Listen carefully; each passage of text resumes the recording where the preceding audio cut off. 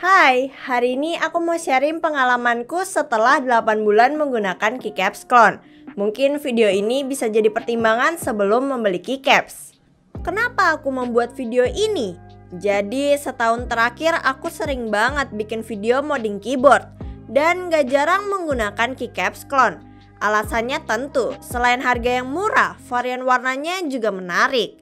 Mungkin beberapa dari kalian memilih clone karena alasan yang sama. Terlebih jika kita mau beli keycaps ori seperti GMK harus GB atau PO dulu.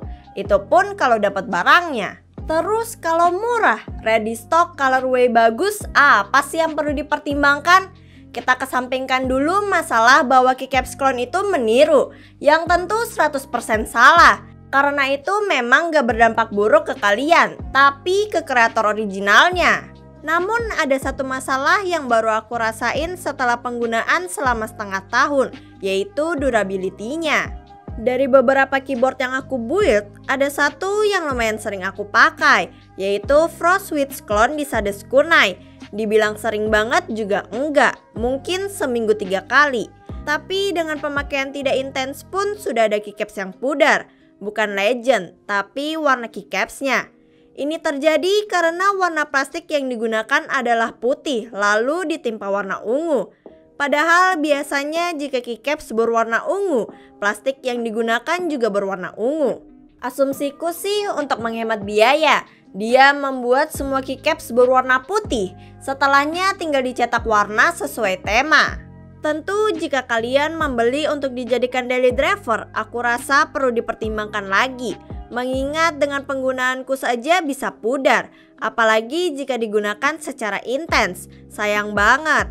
Apalagi sekarang sudah banyak keycaps murah berkualitas, walau mungkin colorway-nya nggak semenarik clone. Aku nggak bilang beli clone itu salah. Kalau kalian mau beli fine-fine aja. Cuma lebih kesayang karena kualitasnya kurang oke.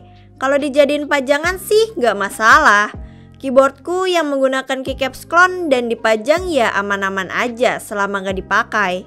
Oh iya, sekedar info, kalau ini hanya berlaku untuk keycaps clone yang bergambar dengan printing die-sap, seperti Frostwitch, Darling, dan Botanical milikku.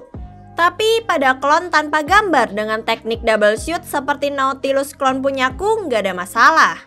Jadi kalian pertimbangkan lagi deh. Kalau siap dengan konsekuensinya sikat aja. Tapi kalau enggak, mending nabung atau cari keycaps dengan harga setara tapi original. Oke, itu aja dari aku. Jika kalian punya pertanyaan atau kritik dan saran bisa kalian tinggalkan di kolom komentar. Aku Fainila, terima kasih.